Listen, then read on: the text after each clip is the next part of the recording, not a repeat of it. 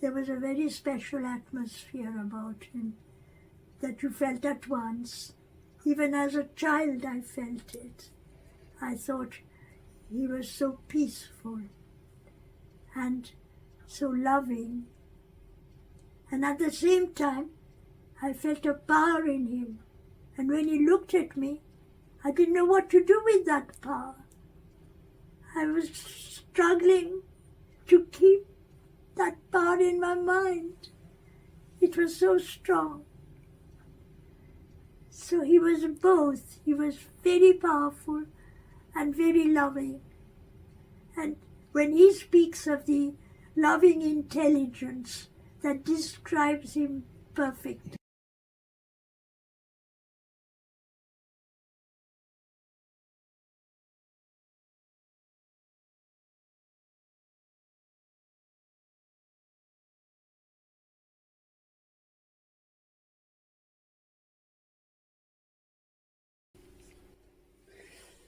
Good morning, Monica.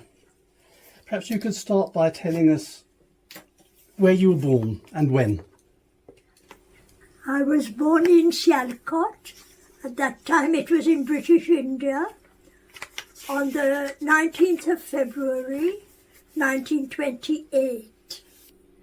I went to France with my French grandmother until I was 5. Then I went to England for my schooling, and I was there for 5 years. But in 1940, the war had broken out, and we were having air raids in Brighton where we were living. I was hardly going to school at all. And my parents in India were getting very worried and said, "You have to come at once, come back to India at once." So your father was Indian? Yes. And your mother was French? Yes. In 1925, she was a member at that time of the Theosophical Society in Paris. And they were very impressed with her, and they said that she should be sent as a delegate to the annual convention of the society that was going to take place in December. So she came to India as a delegate. They said that she had that purity and sincerity and determination to succeed on that path of discipleship, find a master who would guide her, because that's what they were told. And what work was she doing in Paris at the time? She learnt ballet under the ballet master at the Paris Opera, and she was quite good, I believe, and that was her ambition. But my grandmother never meant it to be more than just a pastime, and she wanted her to study medicine and have a proper profession. So that's what she did. My mother was only one of 10 women out of 100 medical students at the Sorbonne. And they had to face a lot of prejudice from the professors who wanted to fail them if possible, send them back to the kitchen sink sort of thing. And in spite of that, she managed to come first in chemistry. She met the head of the Buddhist, the Southern Buddhist Church, who had founded a United Buddha Society in Bangalore, India, with the purpose of bringing Buddhism back to India because it disappeared from India. And he introduced her to Buddhism, and she became the first woman in 800 years to enter the Southern Buddhist Church as a priestess. And he sent her to Tibet because he wanted to unite the two churches, the Northern Church in Tibet with the Southern Church in India and Burma, Ceylon. The Swamiji's great attempt to unite the two churches, northern and southern, failed completely. Then the Swamiji sent her to the Dalai Lama, but she never made it. She fell ill because she was not sufficiently clad. She's still wearing southern clothes. When she returned, she was a bit disillusioned, and she took a postgraduate degree in medicine, and it was there in her class that she met Captain Ranjit Sen. Well, my parents were so scientific that they didn't know how to bring up a baby. And I wasn't growing. And so my mother appealed to my grandmother to come to India and to help her out. My grandmother had a little boy, and he was younger than my mother by 3 years, I think. And in one cold winter in Paris, my mother got diphtheria, and then she recovered. But he caught the diphtheria, and then he got meningitis.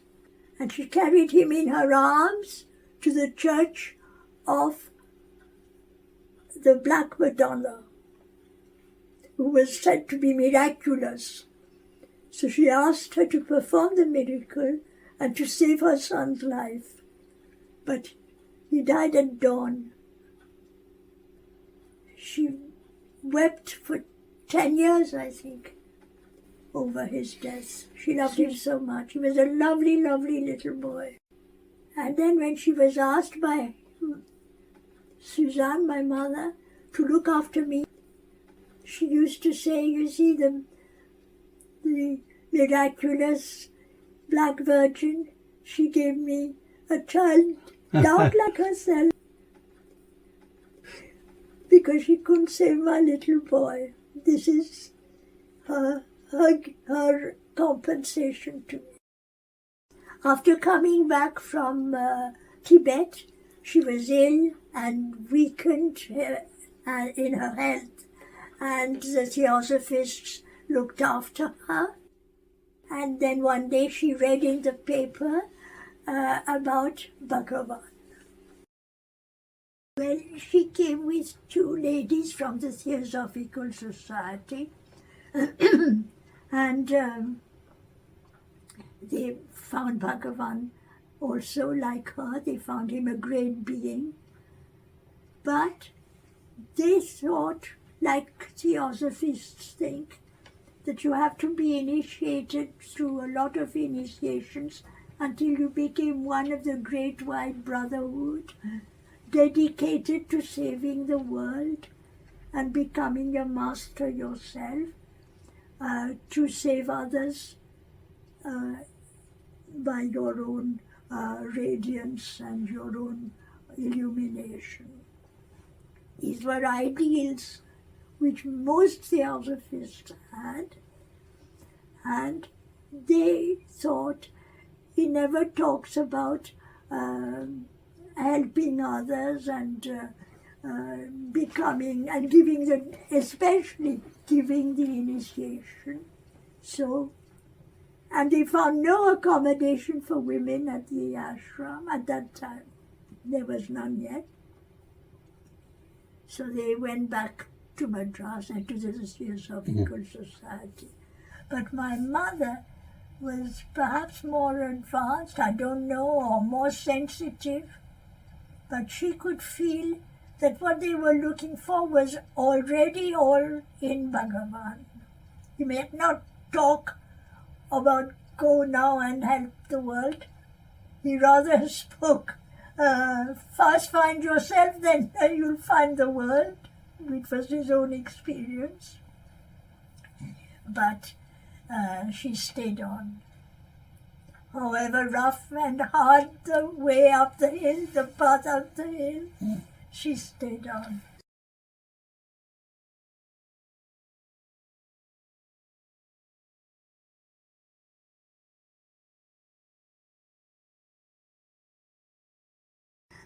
The old hall was there. It had already been built. And that old hall I also know.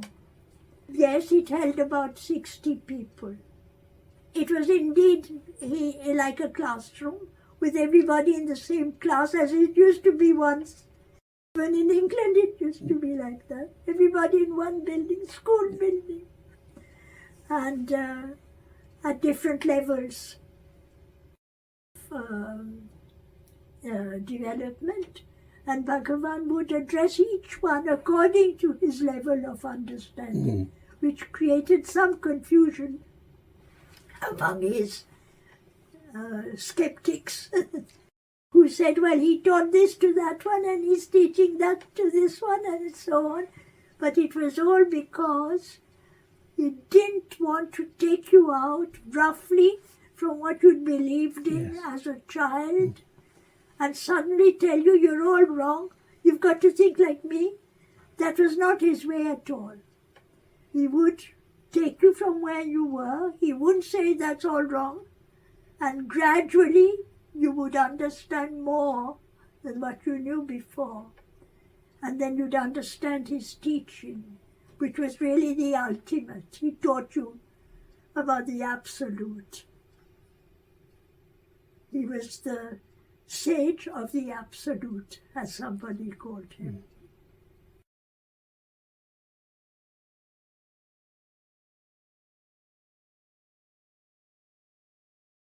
The rule of the ashram, which the Sarvadhikari was very strict on rules, was that the women had to leave after the recital of the Vedas because he didn't want them to go back home in the dark.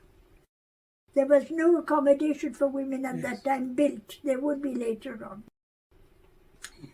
And that was a strict rule. After the Vedas, the women got up, saluted Bhagavan, and then they left. And my mother was shocked that women should be treated as more weak than the men. She had this very much in her, that she'd always had to fight against that prejudice. Even in medical college, there was that prejudice against women being in the professions. They were supposed to stay at home and do the housework. And also for personal reasons, like her brother was very young. He was 2 years old when he died, and his mother couldn't get over his death. I mean, she couldn't console her for his death. And she realized that her parents valued him much more than they valued her as a girl. So she was fighting against this prejudice, what she thought of as a prejudice against women. And here she was on the very first night of her finding her master. There she was facing her prejudice. And she declared, I'm not afraid, I'll do what the men do. If I can't stay in the hall, I'm going to live in a cave. And of course the Sarvadhikari was called for. He came and he told her, the rules of the ashram have to be obeyed. That's it. So she left and she went and found a cave. There are animals also, yes, hyenas and leopards. And she was so angry, she couldn't meditate. She thought, I'll just meditate all night. Couldn't meditate at all. And she had a vision. And she saw Arunachala as a hill of fire. And inside there were these supernatural beings, Siddhas, who had attained transcendence of the body. And they were sitting in the flames without any problem at all. Then she was taken through the flames, and she never felt pain or anything at all. And then she had one vision after the other. in which he saw different worlds inside Arunachala, one after the other. And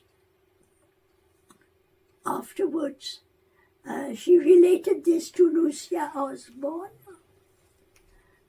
Mrs. Osborne and the wife of Arthur Osborne. And Mrs. Osborne dismissed it and said, oh, that's all nonsense. But then somebody else had the same vision. So then Mrs. Osborne went to Bhagavan and said, can it be true what she said about all the worlds inside Arunachala? And he straight away said yes. So and one wonders whether he didn't send her that vision. And then he said, Arunachala is the heart. அச்சலனேயாயினும் அச்சவைதன்னில் அச்சலயாமம்மையெதிராடும் Achala ஒரு விலச்சக்தி ஒடுங்கிட ஓங்கும் அருணாச்சலம் என்றறி சத்திய சிற்சுகமன்றி பரவுயிர் சாரைக்கும் அர்த்தவர் தத்துவமசி அருணப் பொருளாமச்சலத்து அர்த்தங்கணமது வாகும் செவ்வாடக ஆரொழியாம் முக்தி நினைக்க அருள் Arunachalam முன்னிடவே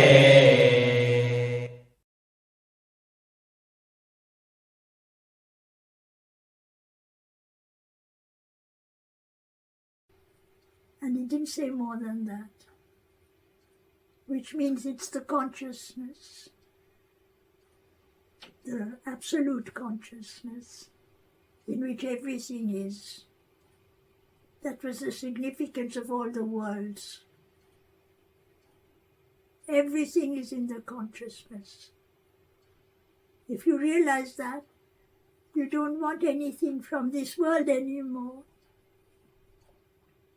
Everything is in our consciousness.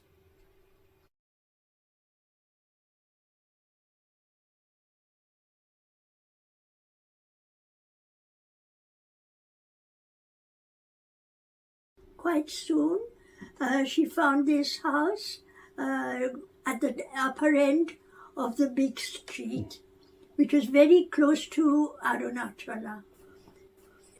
My parents were extremely worried because they were bombing Brighton. On their way back, the bombers, on their way back from London, if they hadn't managed to drop their bombs in London, they would drop them on Brighton on the way back to Germany. So my parents said, this is too dangerous, you have to come back to India at once. We sailed from Liverpool and we had on board about 1,200 soldiers for the Far East. And we had a spy on board, and he was discovered and he was handed over to the authorities when we landed in Cape Town.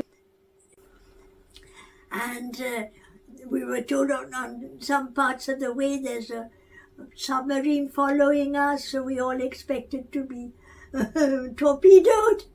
And in the end, we got safely to Bombay. And my mother thought this was because of Bhagavan, because she had a dream that he was sitting on the threshold of our house in Brighton and with his hand raised in the attitude of peace and well-being, meaning to say that we would be safe.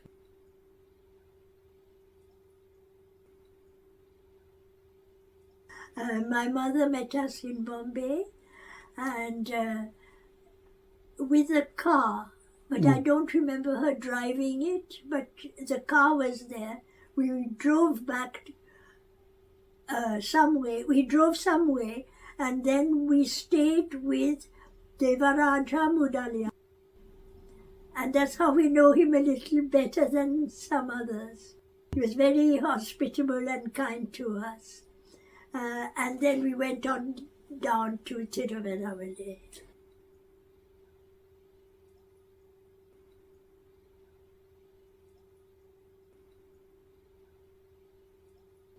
I was a bit nervous.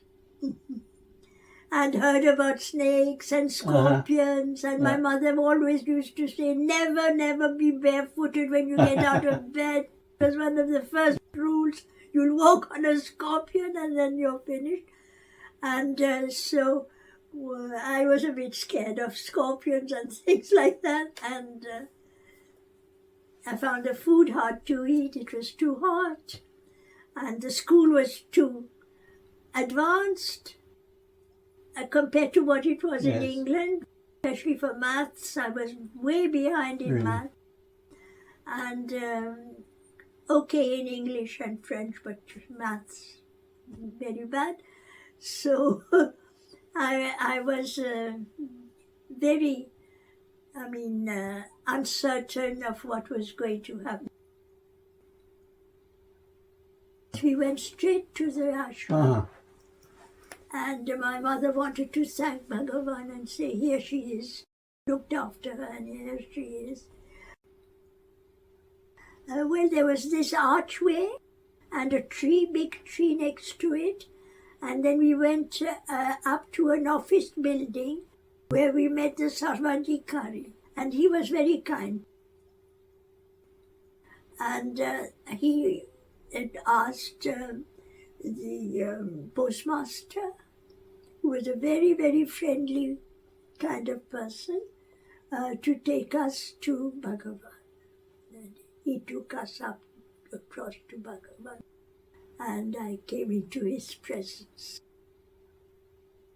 Yes, the men sat in front of him in a rather big block, and the women sat on his left, a smaller group, about 8 maximum. And can you remember how you were told to behave in his presence? Did you have to bow down or offer a gift? No, left entirely to us. Some of them came and flopped flat before him, and then did the right side of the head, the left side of the head, and then the forehead on the ground. And I never did much more than go down on one knee and bow. I saw 2 things in him. He was extremely innocent, like a child, and yet he was obviously very, very wise.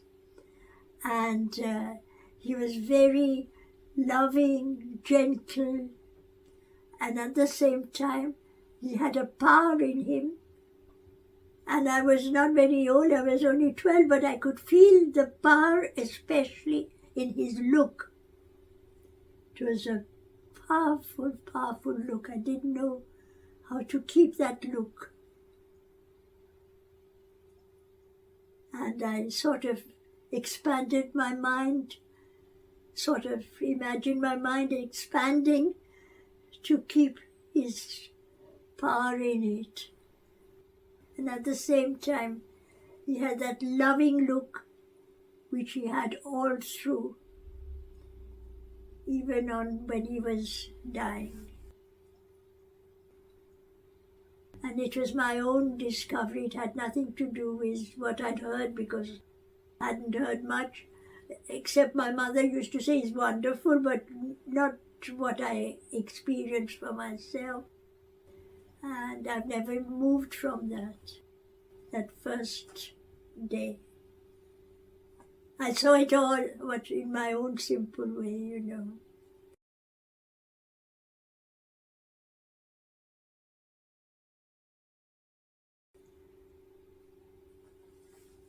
Love and light.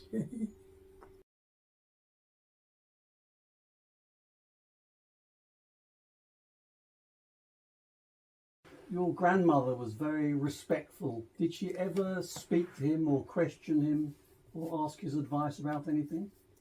Yes.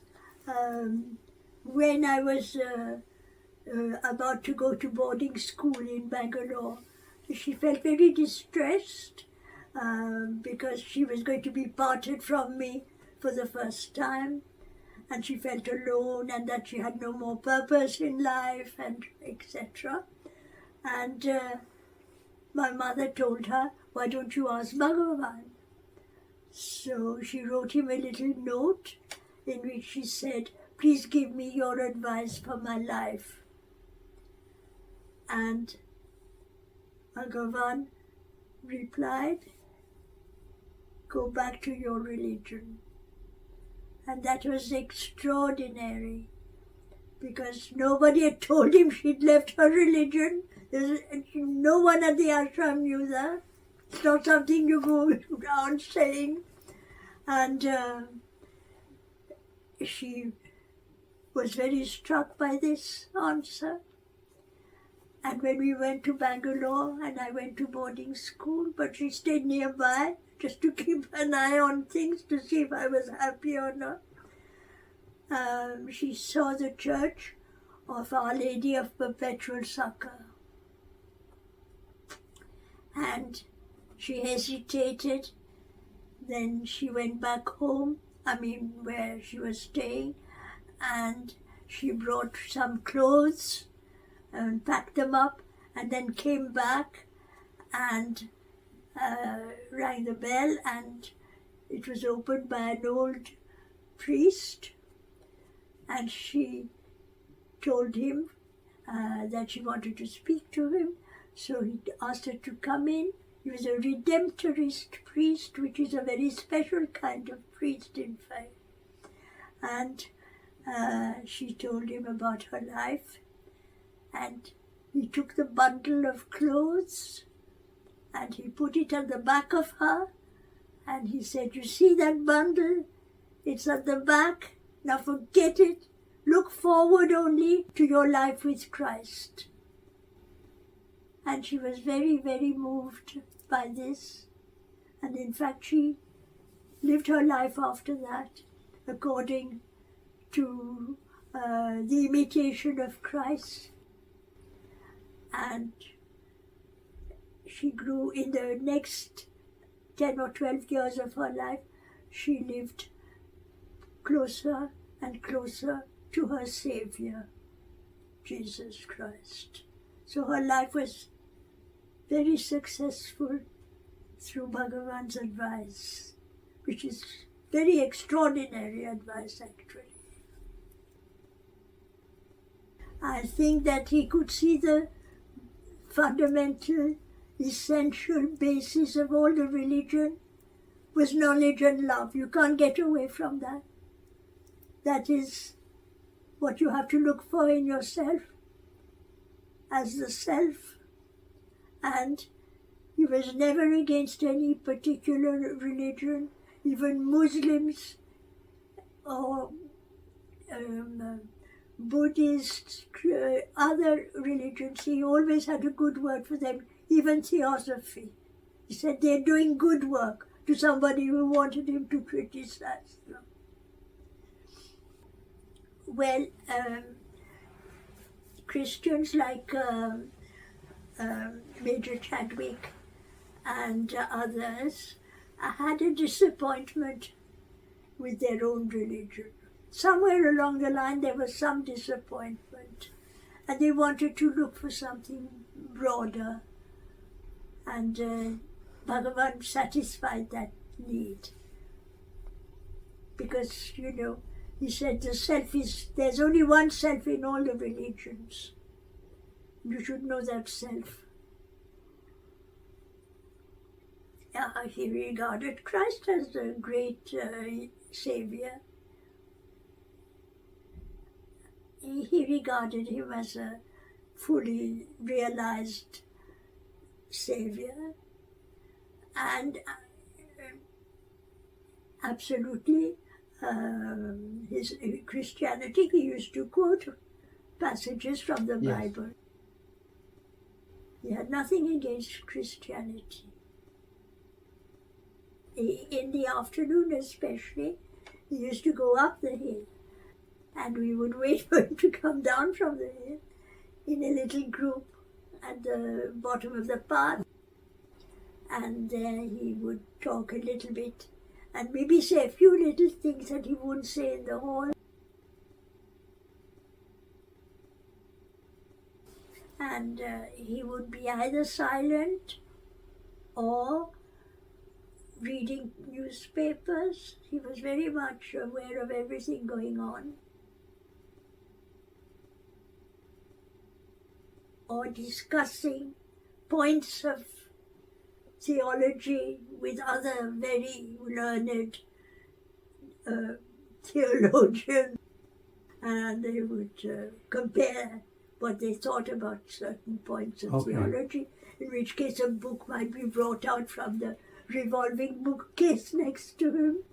And there were more books in another cupboard, and then those would be brought out and they would discuss Hindu, the Vedas or the law or something.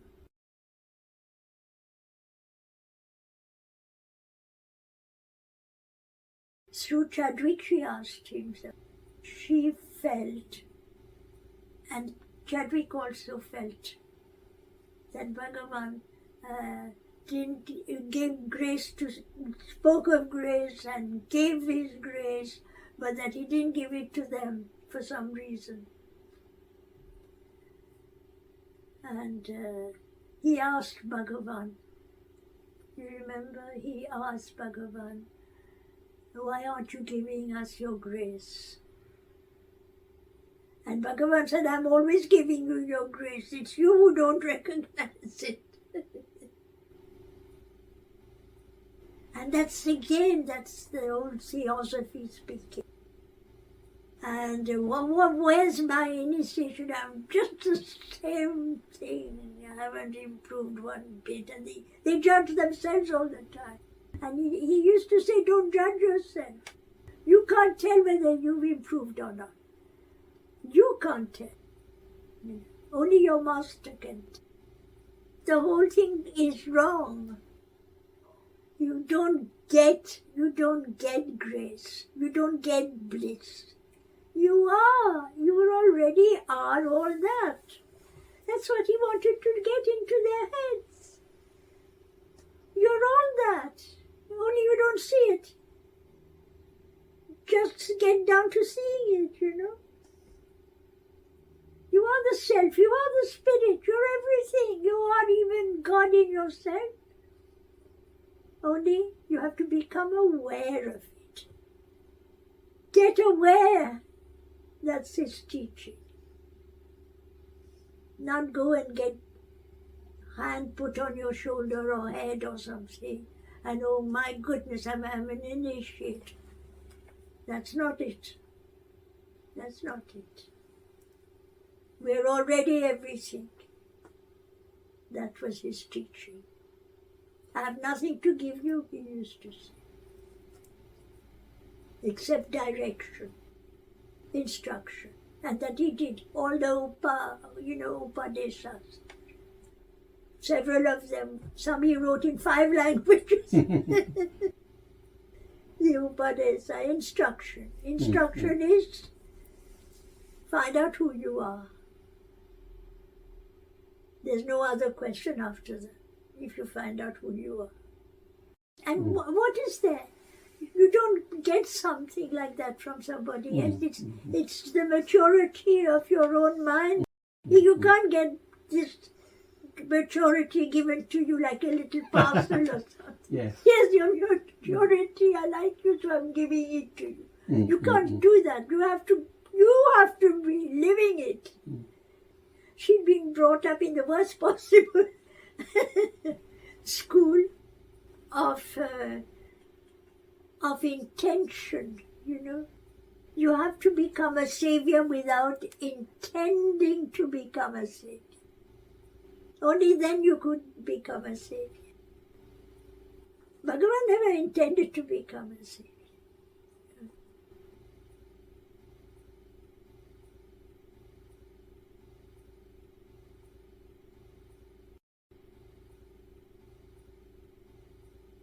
Happens to you.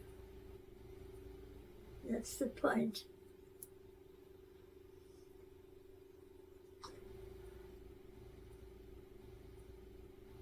Did you either ask him for help or advice about anything? Yes, I did, because when I was brought up thinking that I would be a doctor like my parents and my uncles and all that. So I, more or less, I had my mind set to it. It's my father who was pushing me and wanted me, and the whole family in Bengal wanted me to be a doctor. Like them, they were a caste of doctors, sons. And so I didn't want to do it in the end. I realized I didn't have the capacities of a doctor. Either you're made for it or you're not made for it. And I'm not made for it. I had to admit that to myself, you know. And she said, ask Bhagavan. So I asked him, and he said, whatever you really want to do, that's the best for you. Didn't tell me yes or no, I really want to do.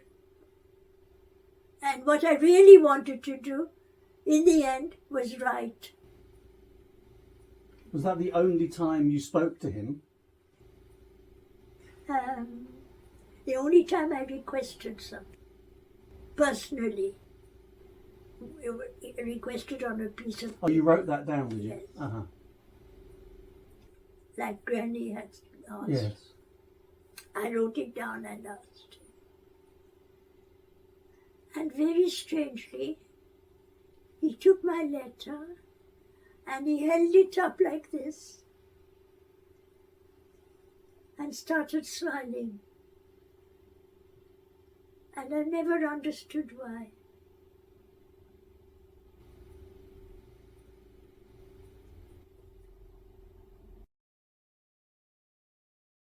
Do you remember when he moved from the old hall to the new hall? Yes. Yeah. And he didn't like it. Absolutely didn't like it. I can't tell you. No, but and this was, I can't describe it exactly, but the windows were closed with golden handles and all that, but they were closed and the birds couldn't come in, the squirrels couldn't come in, and he thought they will think that I shut the windows against them. He was very upset about his little friends not coming for their nuts and their grains and whatever. Very upset. And he didn't like that luxury, golden handles, and hated it. He's a sadhu, you know. He didn't even wear a dhoti. And here he is in this luxurious hall. Of course, they wanted it to be luxurious, but he didn't want to. He wanted to be always a sadhu in the midst of luxury, okay, midst of families, okay, but he himself is alone in a way. He's a solitary person, a sadhu, in the best sense of the word. He could be very solitary in the midst of a huge crowd. He was just absorbed in the self and alone, you know, alone in the self.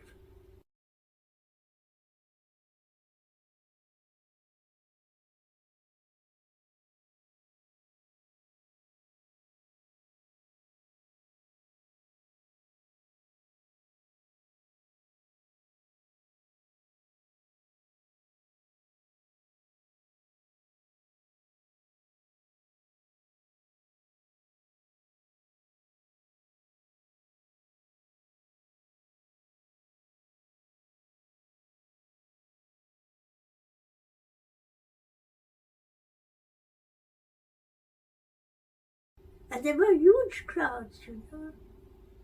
People, they had to build fences around him in the end when he became famous. Terrible.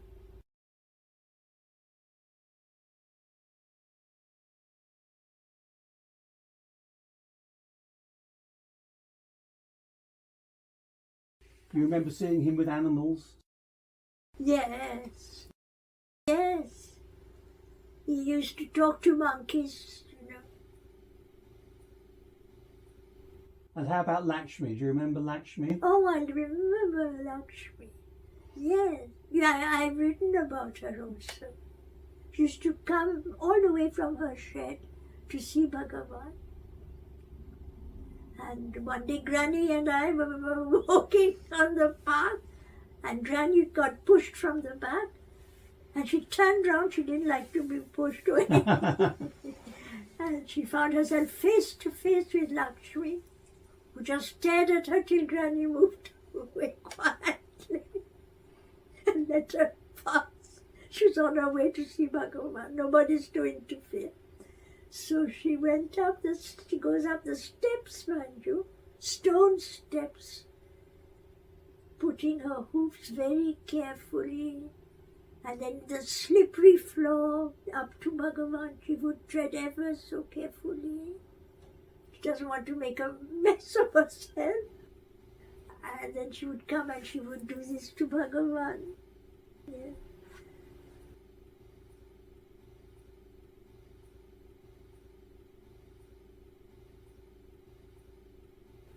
And he would pat her.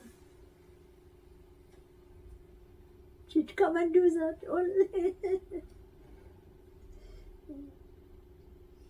And he adored her. He adored her.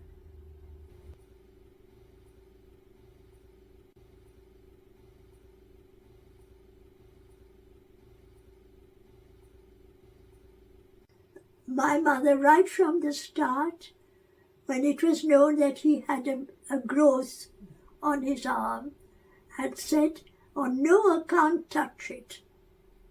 And people in the ashram remember that. Mm. She was one of the very few people who had the medical knowledge there to have an opinion about it. And she said positively and very positively to everybody, don't touch it. But nobody listened. As he was dying, he was moved to a little room on top of a mound, and separate from the halls and all that. And he was there on a bed, and we were climbing that mound, and standing, we were allowed about 1 minute to stand in the threshold of his door and to look at him as he looked at you. It was the last darshan, the last look of the master, and your last look at him and his last look at you. That's darshan. It's a blessing. And we would be there for that blessing. Well, when he was dying, he didn't close his eyes like many people. He had his eyes wide open, and I saw in his eyes what I had seen when I first came. Love and power. A power, you know, that could elevate you, that could reach you, and a love that was undying. Eternal knowledge and undying love. That's what he conveyed with his look.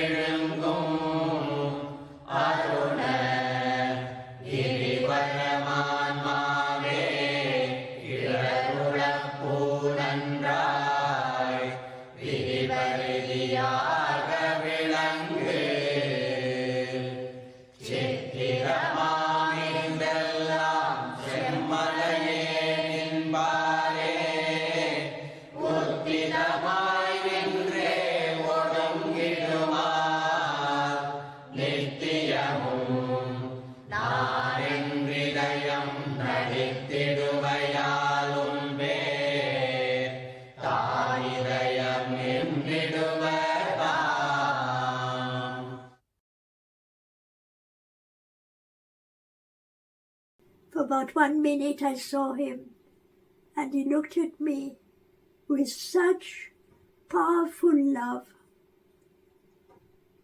and beautiful love. Can never forget it. And then I left.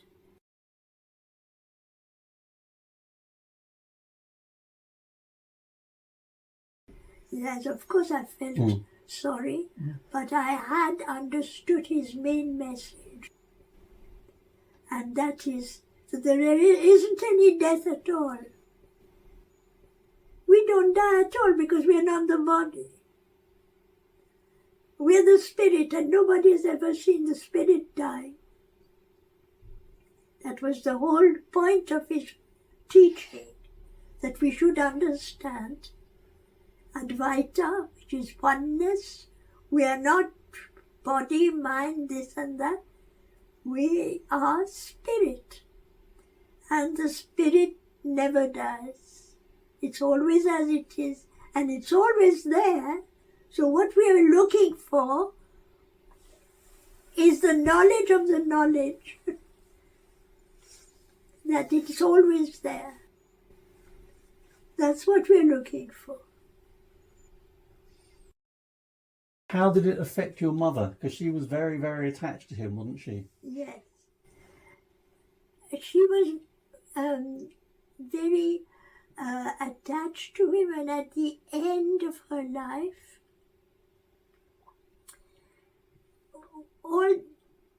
everything had gone about ambition of being a savior, all those ideas, great ideas that she had through theosophy and esoteric everything had gone like that.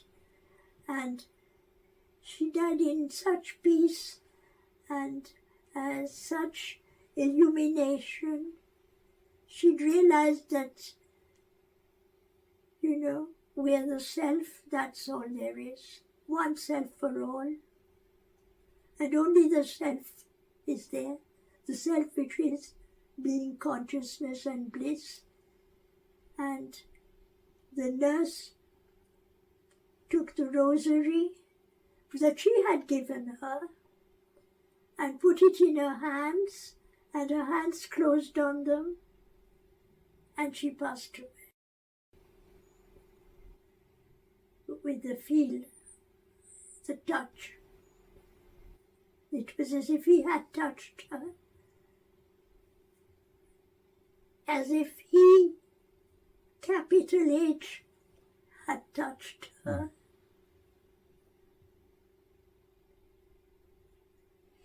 So she got the touch of grace, in a way.